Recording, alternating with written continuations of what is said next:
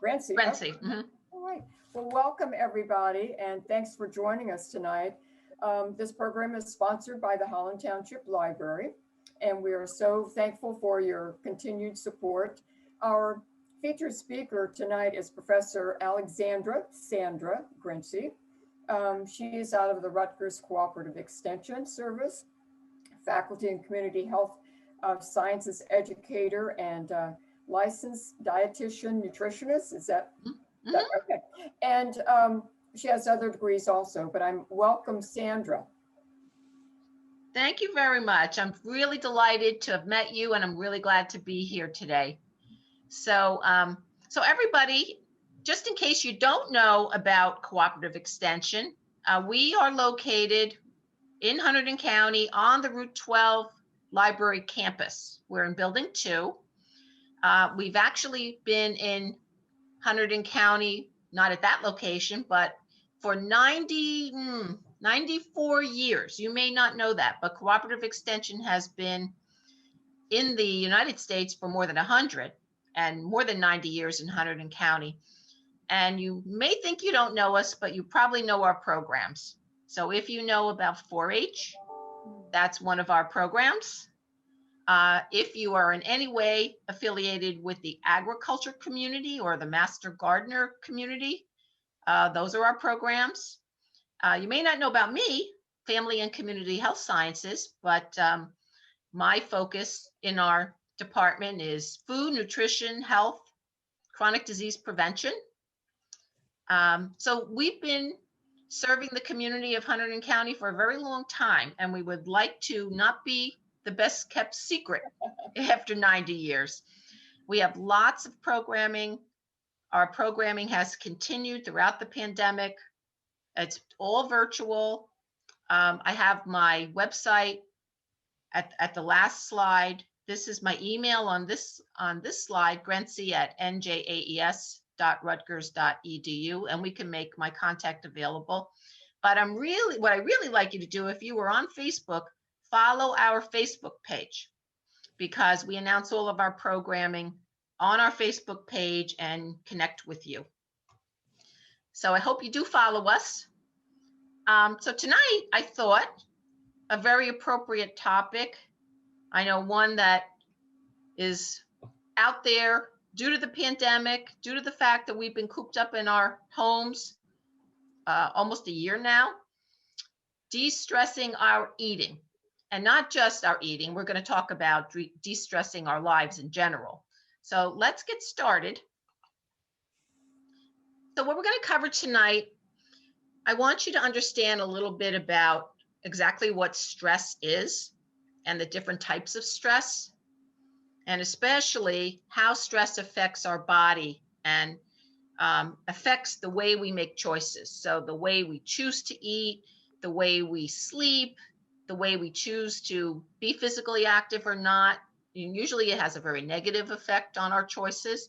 And then we're going to discuss some strategies, hopefully, to keep our stress levels in check and to help us be healthier.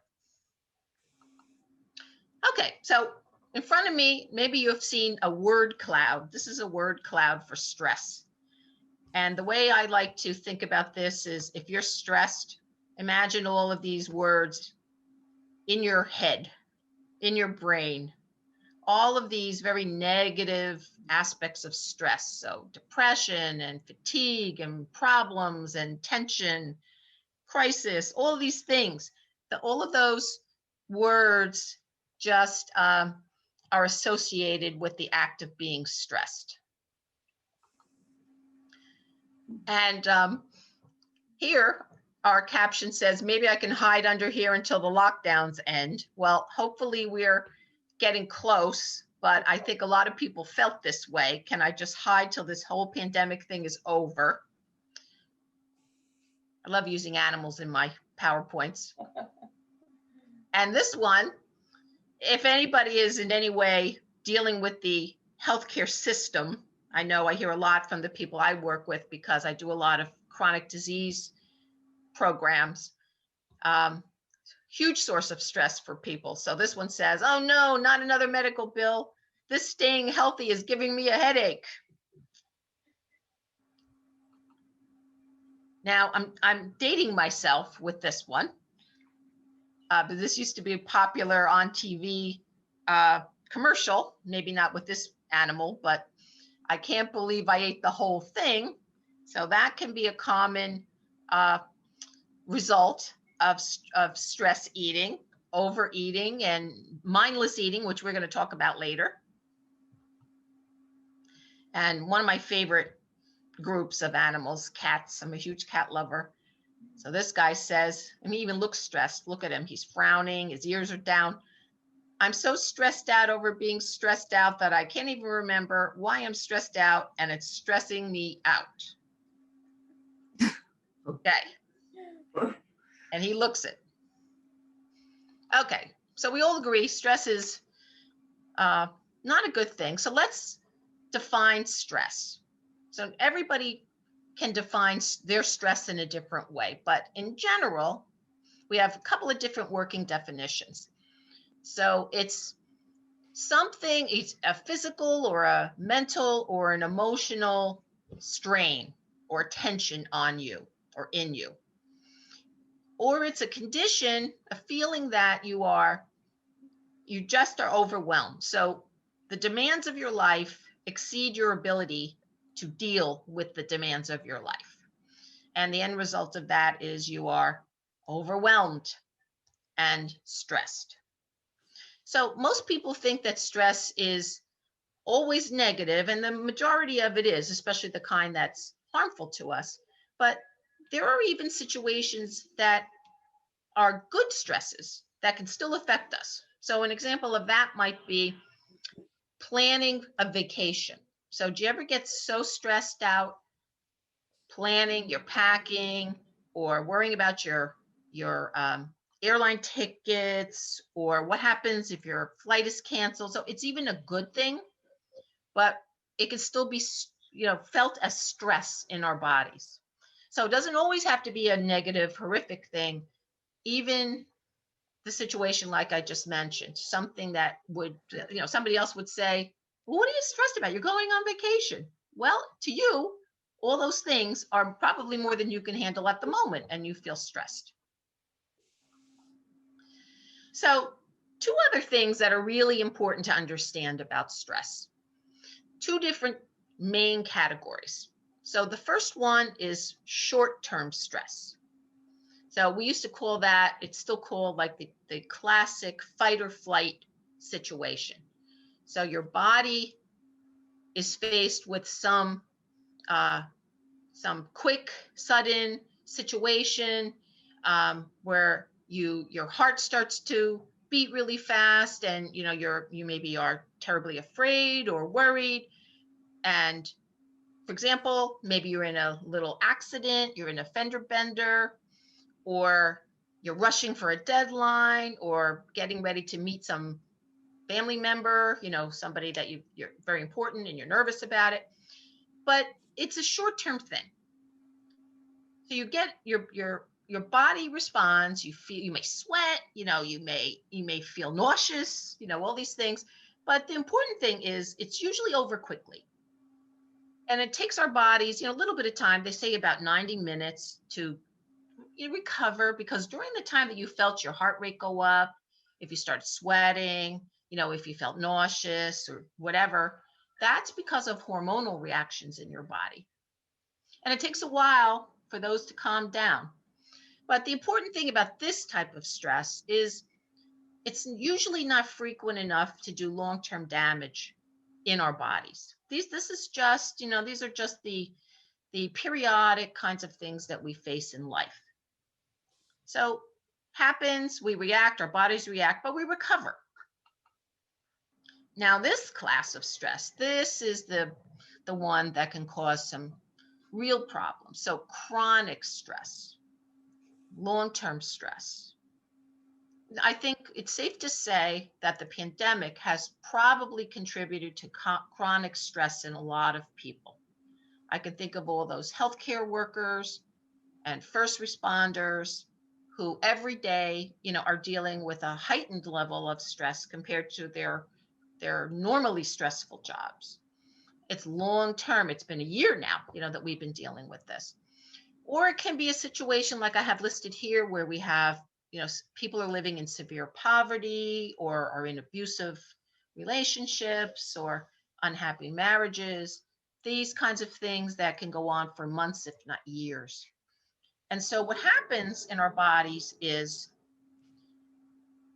those hormones that we saw or talked about in the other slide, they are staying up for long periods of time in our bodies.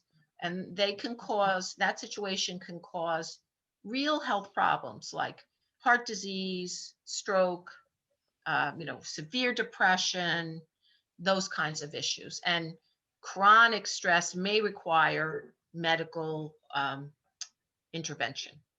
So it really is important to know if you're dealing with chronic stress or just periodic acute stress. So this was really great. When I do this presentation, I always look up the American Psychological Association survey. They do a stress survey every year. So this is their latest one, 2020, and they survey, I don't know how many people, and they try to pick what are the top topics that people are stressed about. Well, absolutely number one, of course, during this time was COVID-19.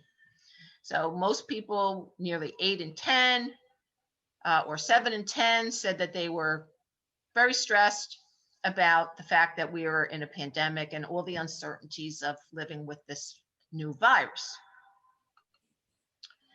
1 in 5 people said their mental health was worse this year than last year.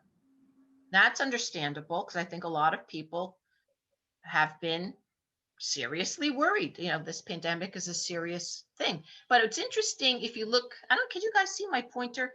Oh, good. Okay. So it's interesting if you look at the age of the people that responded. So they look over here, it's by the generation. So these are the youngest people. I wrote down Generation Z. These guys are less than 24 years old. Then, of course, the millennials are 25 to 40. Gen X is 41 to 56, and the boomers are 57 to 75. You notice that the younger you are, the more they're reporting that their mental health is in poor state. So another way of looking at it is to say that the older you are, it appears you're more resilient to this stress or effect on mental health. It's pretty interesting. And I think it's understandable. I mean, older adults have experienced a lot. We've seen it all. We know what's important. We pick our battles. We know what's important to worry about. But this is serious because a lot of these younger people, this is where we're having people that are taking their own lives or suffering from, severe depression. So it is interesting who's most impacted by stress to the point that it's affecting their mental health. I'm not even going to talk about this. This is what is the feeling about our country, the future of our country over on this side, and this is the lowest point in our nation's history on this side. So obviously, it's been a rough year politically and every other way. This is a topic that people feel is impacting them, and they're stressed over it. And as you might expect, you add financial worries on top of other stress, and the people who have the most financial issues also are more stressed. That's, stress is additive. So those are the issues that were cited in the latest psychological survey. Pretty interesting. So just to show you, I think I kind of walked you through it, but just to make sure you understand what happens in your body when here's us up here, we see a threat or we feel a threat. There's that fight or flight response. It's because of these hormones in our body: adrenaline, noradrenaline, and cortisol. You may have heard cortisol levels go up when you're stressed. Sometimes we can even monitor them in a medical test. And this is the result. So our heart rate gets increased, we breathe faster, we start to metabolize different substances in our bodies, getting us ready to run or fight. This is where some people will say that they have no appetite, they get nauseous, because our body is trying to prepare us. Food digestion is secondary. It's not as important as getting blood to our muscles and our brain so that we can either think our way out or run away from whatever the threat is. Look at this one. Our immune system is suppressed. So this is what happens as a result of stress in our body. And then if we take the threat away, we have hormones. Their job is to set everything back down to baseline level, and then our body returns to normal. So as we saw in the one of the first slides, if it's just short term and it's only every now and then, great. But if this is a vicious cycle in chronic stress, and these symptoms here over time, or all of these elevated chemicals in our body, that can contribute to those actual physical and psychological issues of chronic stress. So that's what's happening in your body when you're feeling chronically stressed. All right, so how does chronic stress affect our behaviors? So what can it do to the way we cope? Well, we know that we tend to make not great choices, not as healthy choices when we are in a very stressed situation. We may choose less than healthy foods. We may choose more alcohol. We may smoke more. We may have poor sleep. There goes our exercise program. It's too difficult to focus on. So these are the behavioral responses to being, chronically stressed. It's not usually good. Okay, so it is good to share your stress, to talk about it. So I thought we couldn't do a poll tonight, so I thought we would just we have a small group. So if anybody wanted to share, maybe something we didn't talk about, but to you it's stressful, this is your chance. So if you'd like to share your stress, we can take a minute to do that. Anybody want to volunteer? For me, it's making a difficult decision. Yeah. Yeah. Mm-hmm.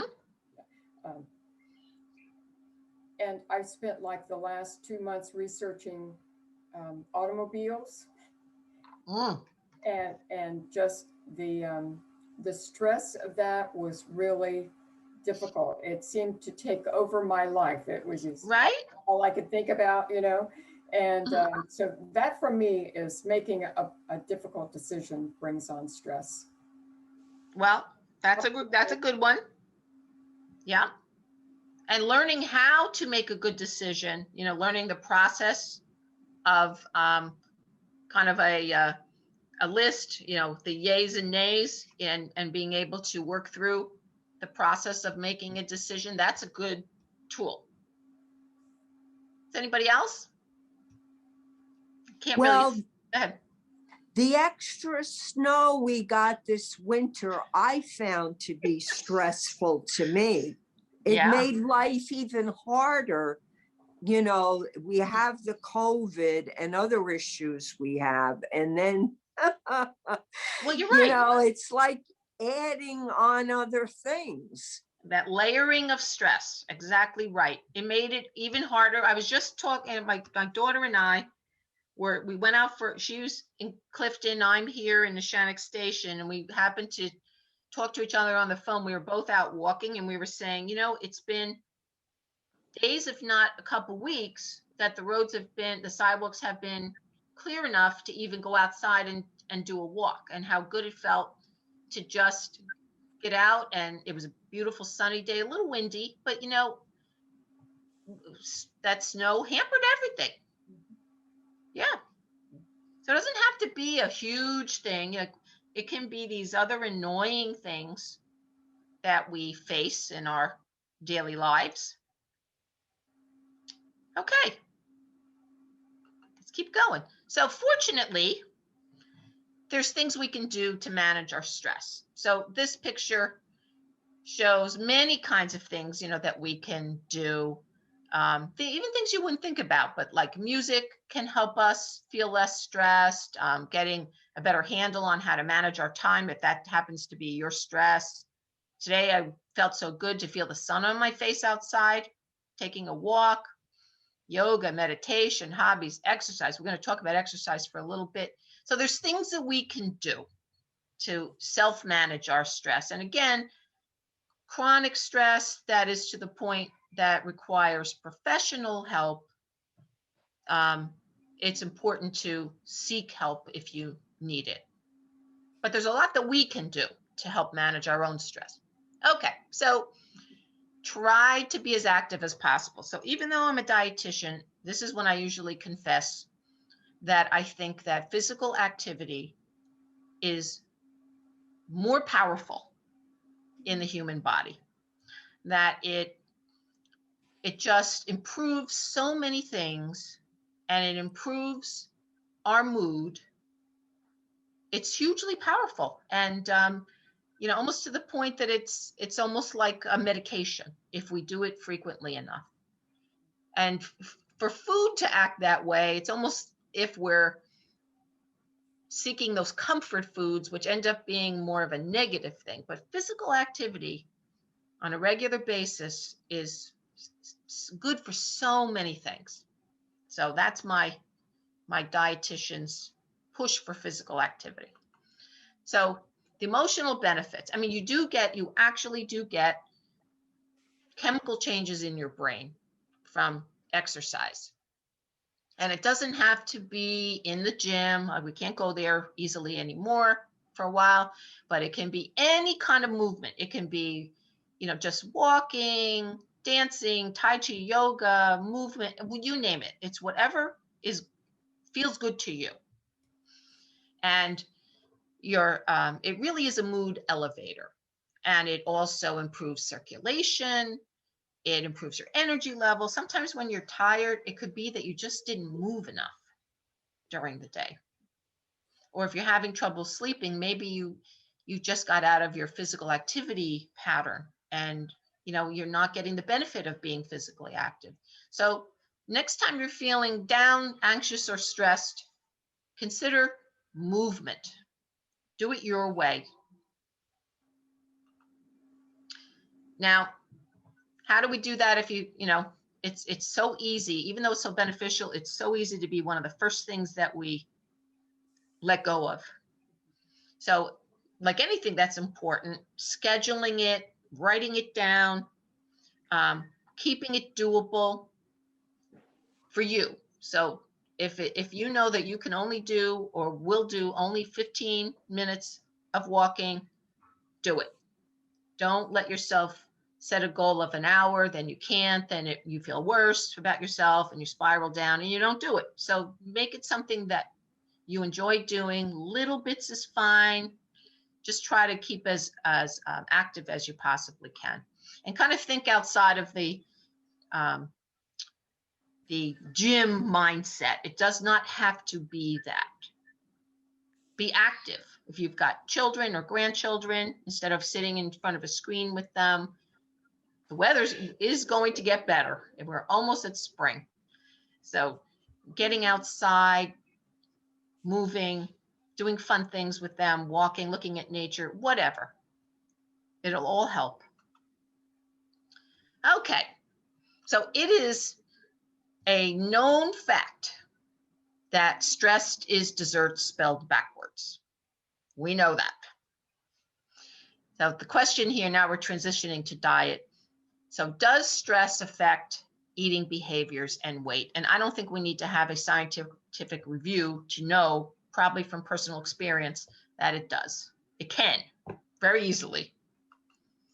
So I don't read all these words, I'll explain to you. So what do we think, though?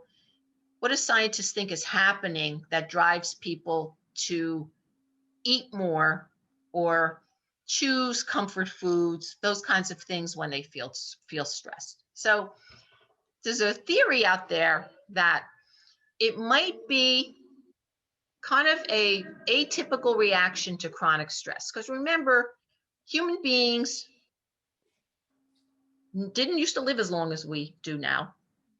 And chronic stress was not such a constant thing in human beings. Those other kinds of stress, you know, the fight or flight, you know, running into animals, those kinds of things, that stress existed, but it's this chronic stress for decades now in this modern life that we live that's kind of relatively new to human beings. So there's a theory that it's a kind of a poor reaction, a poor adaptation to chronic stress, where instead of what happened on that chart with acute stress, where you're not hungry because that blood is important in your muscles and in your brain, so your gut is, we don't want the blood there. In this kind of chronic stress, it's forcing our bodies to eat more instead of shutting off the eating. So it's kind of like a backwards it's really a maladjustment to stress. And what does it force us to do? To seek out comfort foods, foods that make us feel better, high calorie foods that give us energy as if we were going to use it in that fight or flight, but we're really not in that situation. We're in chronic stress. It's more emotional stress. So our bodies are prepared to go fight a bear or a tiger, but that's not really what is causing our stress. And so we're being fueled the wrong way. So that's a theory that our bodies need more calories because we might be ready to fight some big, fierce thing. But in reality, that's not what is causing our stress. So, but it is a theory. I don't think it can be the only thing that happens in our bodies, but it does seem to be pretty common that people will go to things that make them feel better. I'm going to have cake because when I have cake, I think of my mom, or I think of a happy birthday time, and I want to eat, don't make me eat vegetables. That's not what I want. I want cake. I want chips. It's human nature to kind of gravitate to the things that make us feel better. Okay, but there's things that we can do to try to get ourselves back on the right track.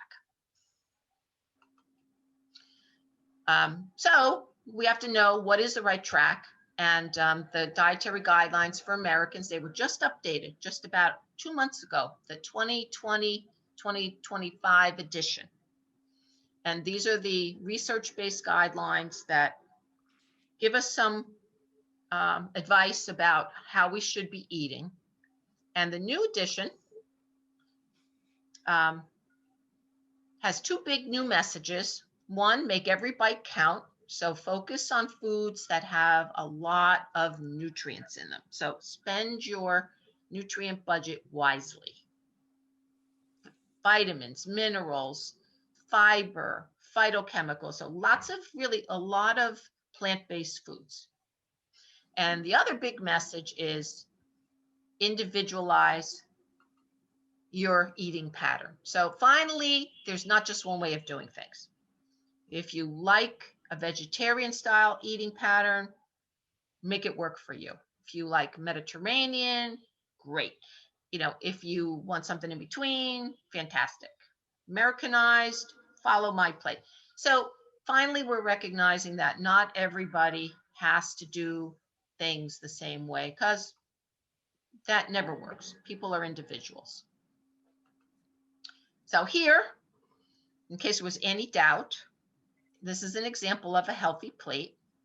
So we actually have half our plate vegetables, not just fruits and vegetables. We have dark leafy greens, we got colorful carrots and snow peas. This looks very much like a whole grain brown rice, taking up about 1/4 of our plate, and a beautiful portion of salmon, healthy fats. So that's an example of a healthy plate. And now, not so much. Ketchup here is not a vegetable serving. So we have one lettuce leaf, good start, but it's mostly a garnish. And we have fried chicken taking up really, I mean, more than half the plate. And we have our fried French fries. So, you know, we're not getting a lot of good nutrients here. We're getting a lot of fat and salt. And then we have this situation. Too much of everything. So how do we navigate? How do we make healthy choices? Now, when we're stressed, I'm going to tell you, we're more inclined to go to every one of these stations and have no regard for, are we even hungry? We're going to be on autopilot. So just say no to that second piece of pie. If you can. Okay, so before I give you a couple of actual tools to use, let's just look for some easy ways to stress-proof your eating at home. So planning. The time to eat healthy is not when you are embroiled in a stressful situation. You're not going to plan then. You're going to look for the fastest way to get something to eat, and if it's the least healthy thing, that will be it. So a little planning goes a long way, so that you're ready. If you know that stress, so if you know something's coming up, for example, winter, we knew that we were going to get a couple of weeks of lots of snow. So planning to be indoors during that 2 weeks we had snow every day, which we never do, stocking up with some healthy food choices so you don't find yourself ordering in, taking out, or eating every bag of snacks that's in your pantry. So a little planning can go a long way. You're ready for when you feel yourself having to make these possibly less than healthy choices. Don't make it hard on yourself. If you know you're going to be in a stressful situation, take the easy way out. Make a simple meal. It doesn't have to be your most complicated meal unless that makes you feel better, to be cooking in the kitchen. It can be something, sandwich and soup. It could be breakfast for dinner. It does not make it easy on yourself. Go for the low-hanging fruit, so to speak. And if this is I think with fruits and vegetables, I know this was the case with my kids. If they are pre-cut, pre-washed, and ready in the fridge, there's a very good chance that they will eat them. If they have to peel them, cut them, and otherwise do that themselves, they're not going to do it. And adults can be that way too. So make it easy. Take advantage of prepared things as much as your budget can allow. Now, if you know that you're a grazer or, prone to pick out of the cookie jar or bags of chips or whatever, it really is a good strategy to just keep them out of sight, because visual cues and food, they're very strong. If you see a food, that is a very strong reminder to yourself that you may want that food. You may not even think about it if you don't run into it somewhere in your house. So keep them out of sight if that's a situation that really affects you. And like we said, with those fruits and vegetables, with the kids in the fridge, if they are grab and go ready, there's a greater chance that you will consume them because it's easy. When you're stressed, you're looking for the easy choice. And if you have cravings, now there's a lot of debate. Cravings, are they chemical? Are they psychological? Physical?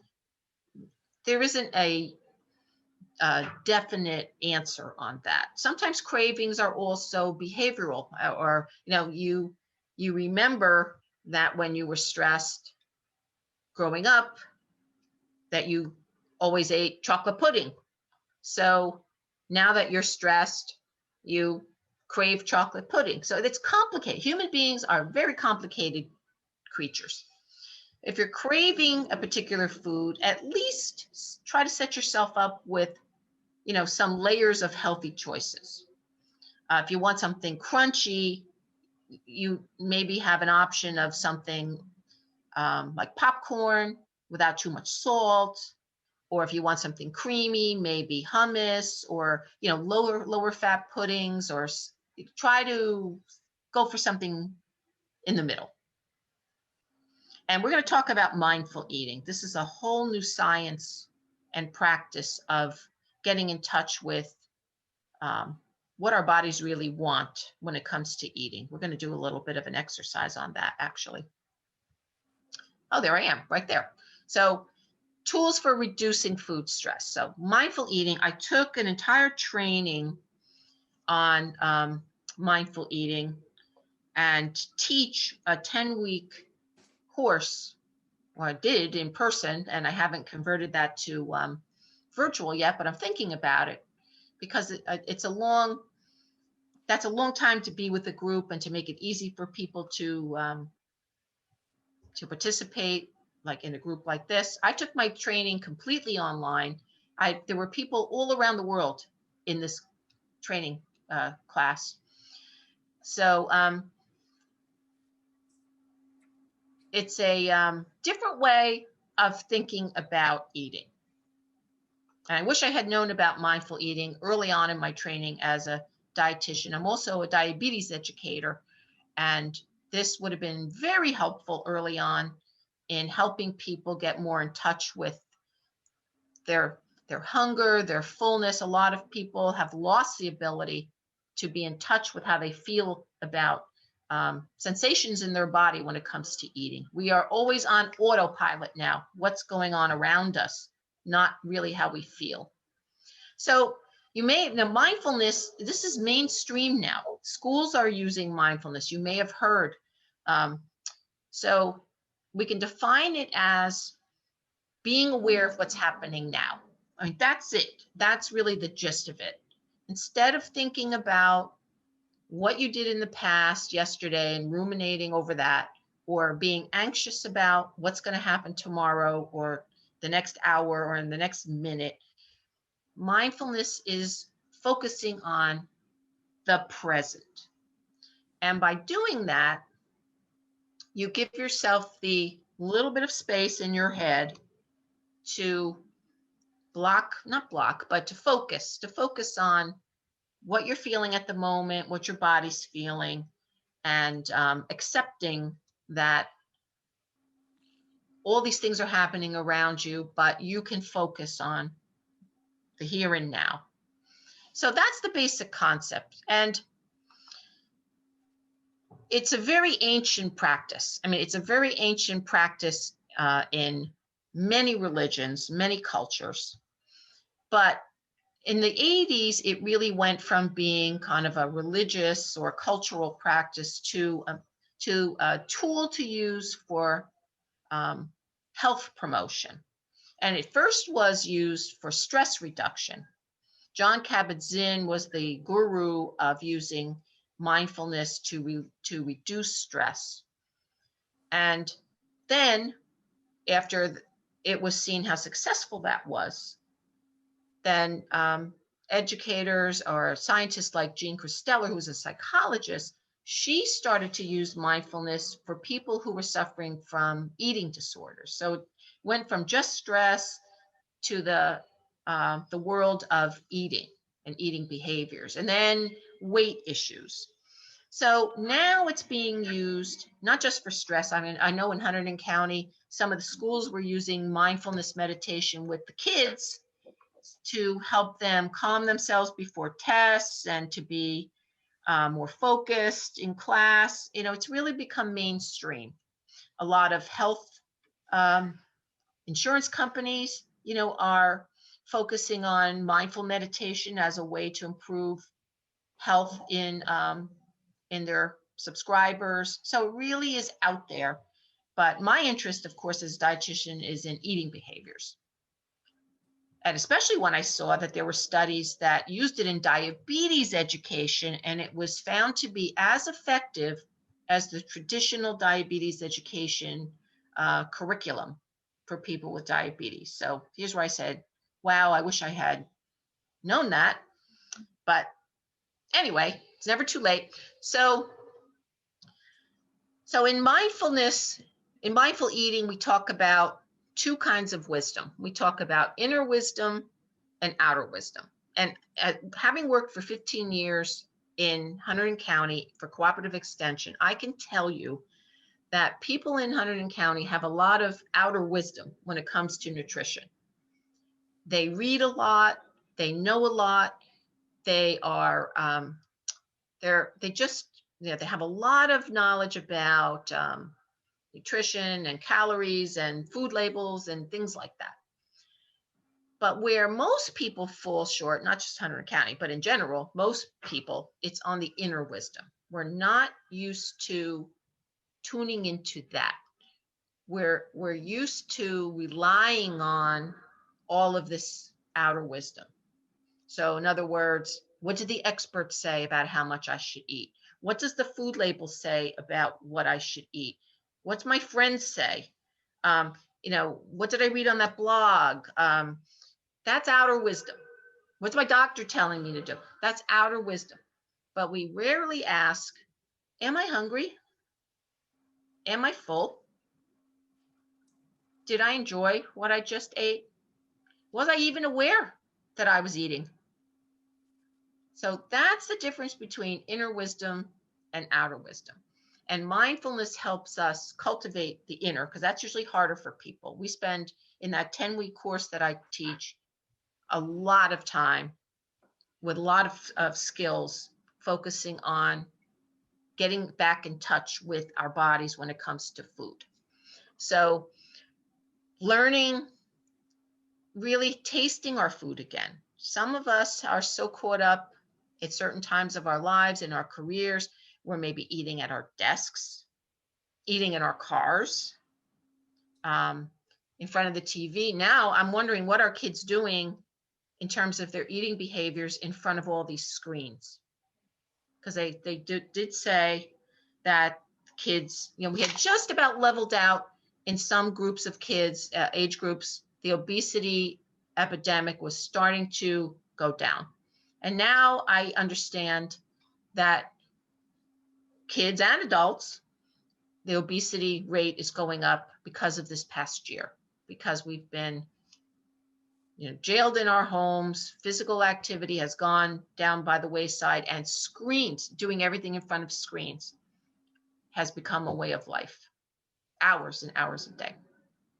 So learning when we've had enough, not only knowing if we're hungry, but how do we know? So many people have blunted that satiety feeling. They don't know when they're satisfied. And it may be because what we're choosing is not what we really want, or it may be because we just don't know what that feels like anymore. So balancing inner and all that outer wisdom that we have, and thinking about not just nourishment from the vitamins, minerals, nutrients, but also how we feel about ourselves. So are we satisfied? Are we happy? Are we aware of the pleasure of eating? So a lot of working with people with diabetes, most, if not all, of the pleasure of eating has been removed because it's become so scripted what you can eat. There's the list of things you can eat, the list of things you can't eat, and the pleasure has been removed. So this is getting back to that, because human beings eat for many, many reasons, and pleasure is one of them, if we allow ourselves. Okay, so we have a few minutes, so I thought we would do one of the very basic tools, the practices that we do in the mindful eating course, which is a hunger assessment, a hunger awareness practice. Now it is, I'm hoping probably most of you may have had dinner already, but it's good to do this, you know, when you could experience some level of hunger so that you can feel it. But how we would do this and how you could do this before meals or before you're about to grab something, a comfort food, you know, out of stress. This is a tool that you can use. So it's simply closing your eyes. I'm going to ask you to do this with me. So closing your eyes and think about a scale that goes from a hunger scale that goes from 1 where you're least hungry. You really aren't, you don't even want to even think about food. That's 1. All the way up to 10 where you are ravenously hungry. Can't even wait. You know, yeah, your saliva is in your mouth. Okay. So 1 is least hungry, all the way up to 10, the most hungry you could ever be. And I want you to just pick a number where you are right now in terms of physical hunger. So again, 1 is least hungry and 10 is the most hungry you can be. Pick a number that you think represents your physical hunger right now. So when you have your number, you can open your eyes and I'm going to ask you a couple questions. Okay. So let's hear some of the numbers. Who would like to share their number that they picked? I have a 1 because I drink lots and lots of water. And right now, I am not hungry at all. Okay. Before I ask you more questions, let me just hear a few more numbers. Anybody else want to share a number? So we have a 1. Okay, Alyssa has a 1 and she said she just ate dinner. Okay. And I'm also 1 because I just had dinner. Okay. Okay. Anyone else? Anybody else? So we have a couple of 1s. So what was it about? So why did you say 1? I already heard 1 explanation. Okay. How about the other person that responded, the other 1? How did you know it was a 1? What'd you use as a marker to say 1? Why wasn't it a 5? For me, I'm thinking, I thought I would say a 2, but I'm really, could I eat something right now? Not really. I'm not hungry at all. So Okay. for me, So I'm definitely least hungry. So what physical symptoms or lack of sensations did you experience that you attached to a 1? That's what we're trying to get at here.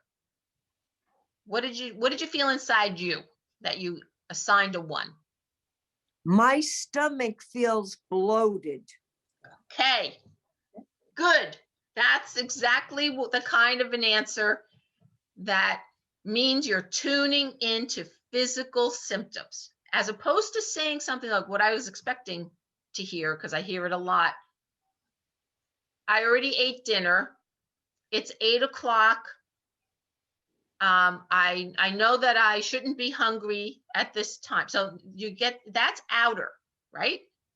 Time, the fact that you already ate, but not what you're feeling inside. So on the other end of the scale, so if we had a person, it's probably easier on the upper scale. So if somebody reported that they were a 9 and you ask them, why were you a 9? Sometimes you'll get, I missed lunch. Lunch was 12 o'clock and now it's 2 o'clock and I didn't eat, or I know I always eat at this time, so I know I should be hungry, as opposed to I feel my stomach growling. Every time I think of food, like I feel saliva because I'm thinking of food. So the physical symptoms, the physical changes in our body, that's what we're trying to get back in touch with the hunger scale. So you can start to separate all those other things that you know that are telling you that maybe you should eat or not eat, that have really nothing to do with what you're feeling inside. And those other things we're conditioned by working. You think about babies have the best inner wisdom. Infants have the best inner wisdom because they don't know anything else. They just respond to their body's cues. Then what happens as kids get older? They sit down at the table at times that we tell them to. And in between, this is socialization, right? This is what happens with human beings in a society. We have rules. So they learn to start to either, tune out their hunger until dinner. Then we go to grammar school with ridiculous lunch periods. Some of the kids are eating lunch at 10:30 and, snack time may be regulated.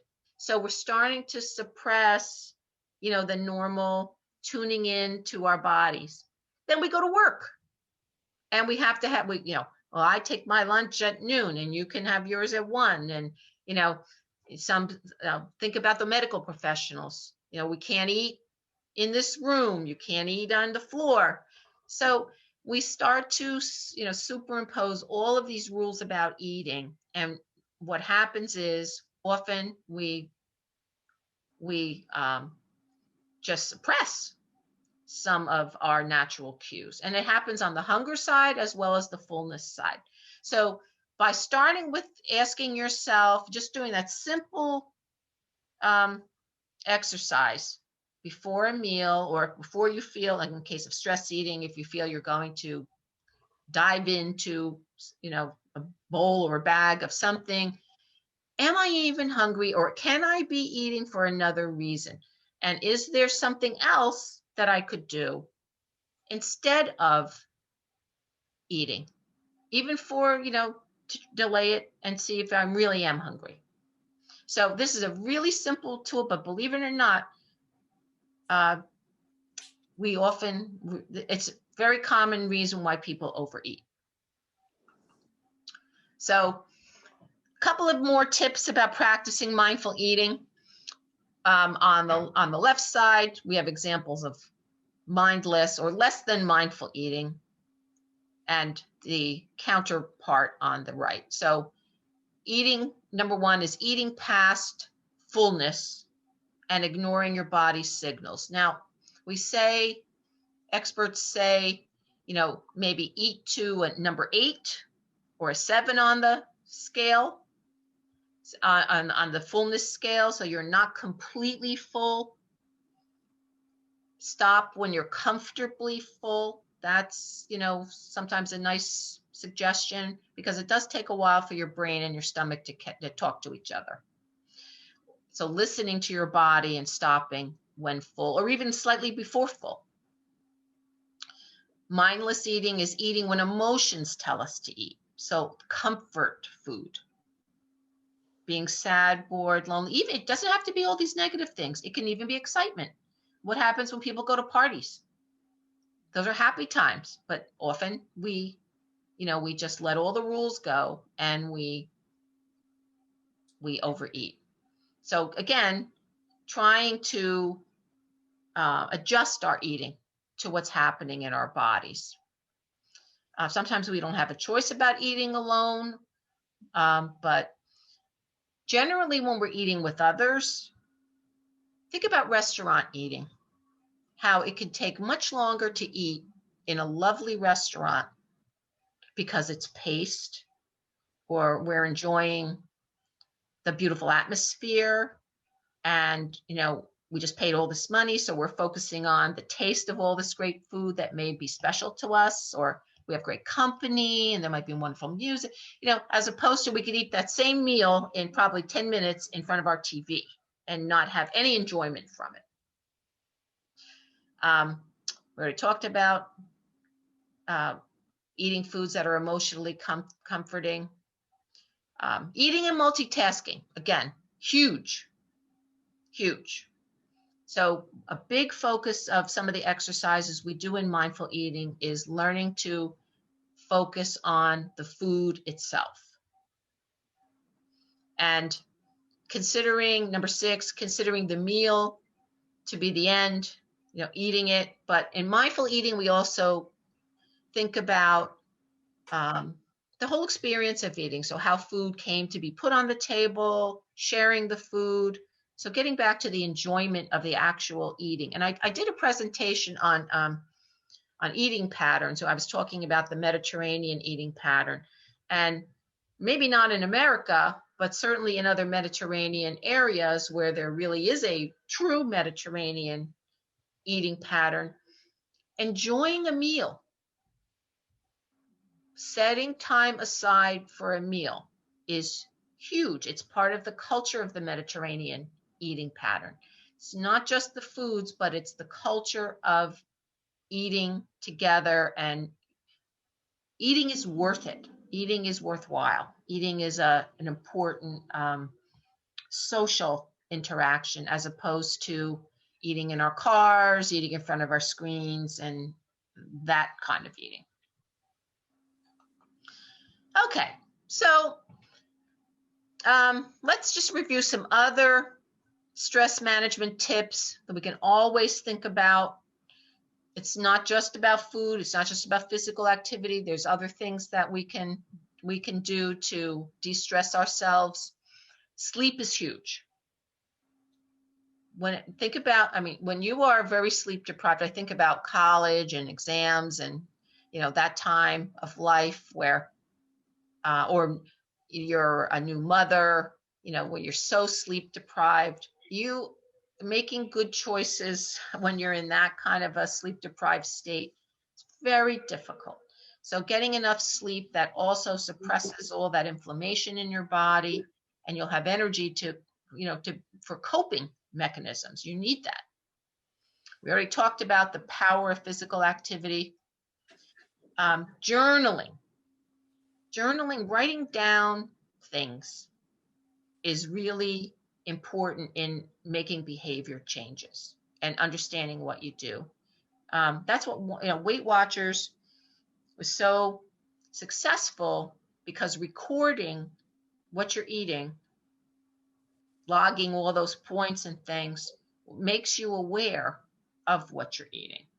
And the same thing is true about physical activity. If you write it down, if you put it on a calendar, if you put it in your phone, it helps you to stay motivated. So being motivated, using these little tips can help you stay on track with your eating and your physical activity, even your sleep. If you're, trying to figure out why you're not sleeping, keeping a sleep journal can also help. I think this one, nurturing relationships, I think we've learned in the pandemic how fragile these can be and how important it is to stay connected with people. So that human beings are communal organisms. We thrive on being with people. So isolation is never good. Focus on celebrating, but keeping things in balance. Not everything has to be over the top. Focus on the things that are important to you, most important to you. Learn to say no.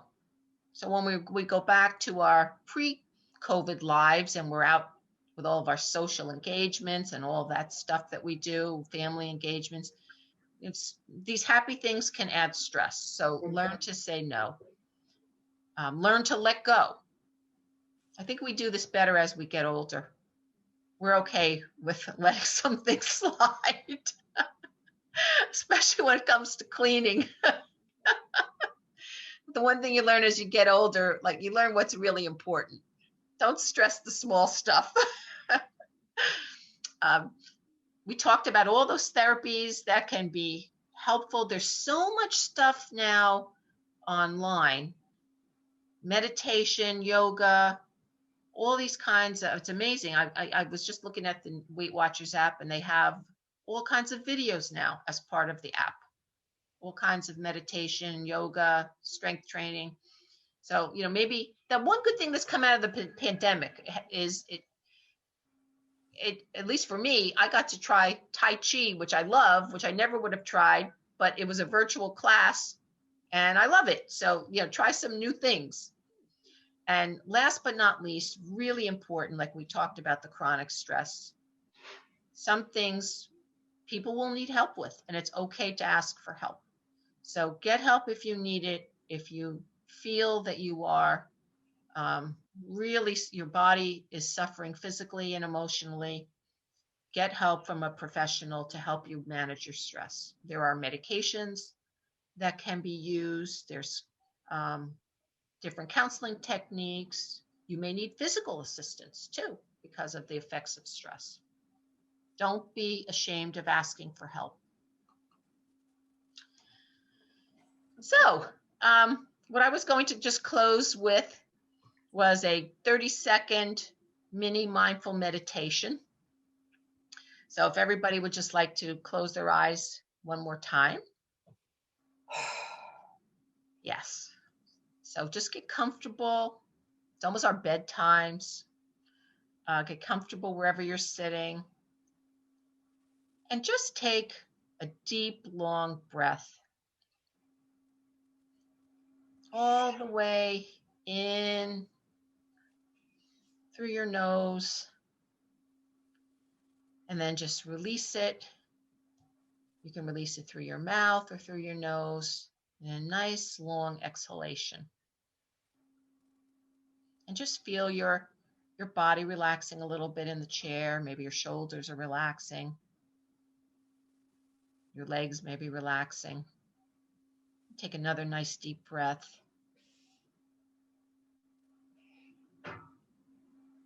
In and out.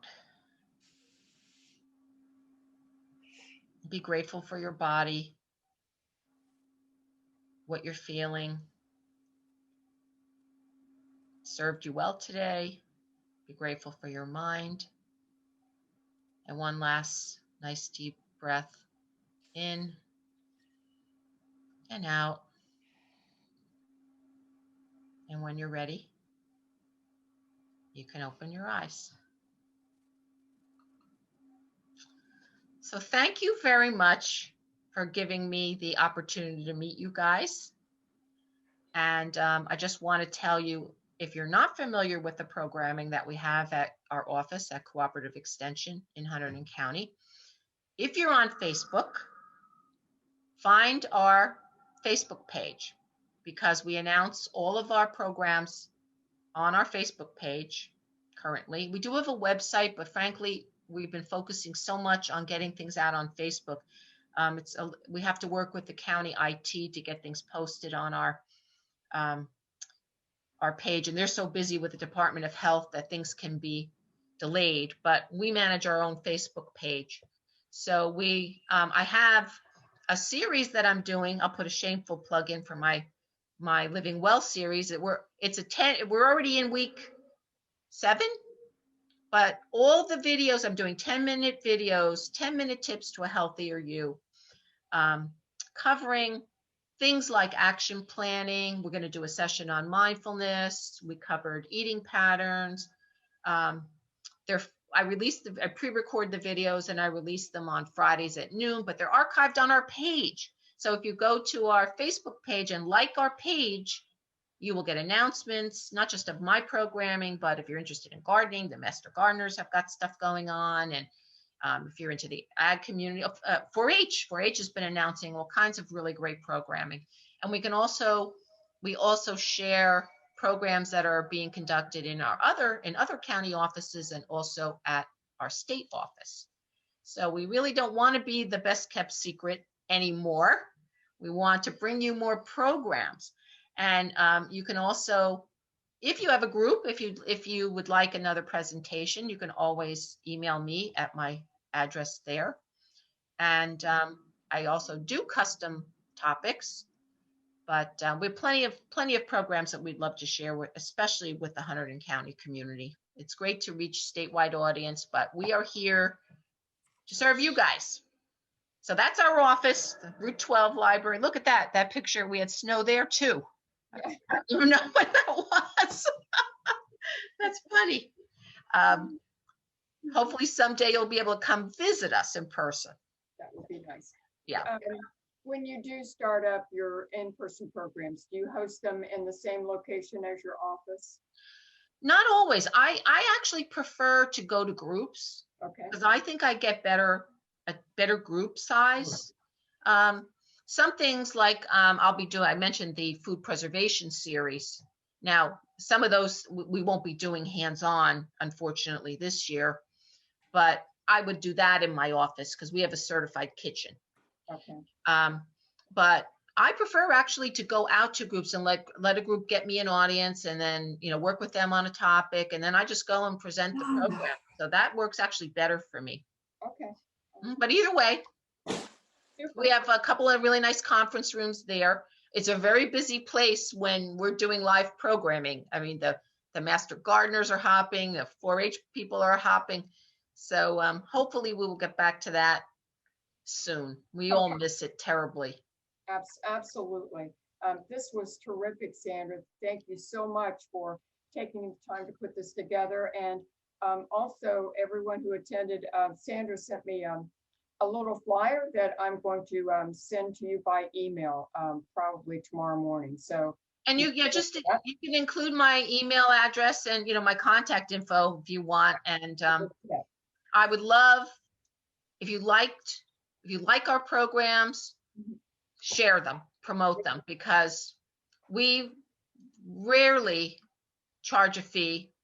Our structure is to serve our local community. Wonderful. And we've recorded this tonight. So this program will also be available on the Holland Township Library. So excellent. Yeah. Good. Yeah. So. Thank you so much. So it was a pleasure. It was a pleasure meeting you. I love new audiences. Thank you so much, Sandra. Take care, everybody. My pleasure, everybody. Take care and stay safe.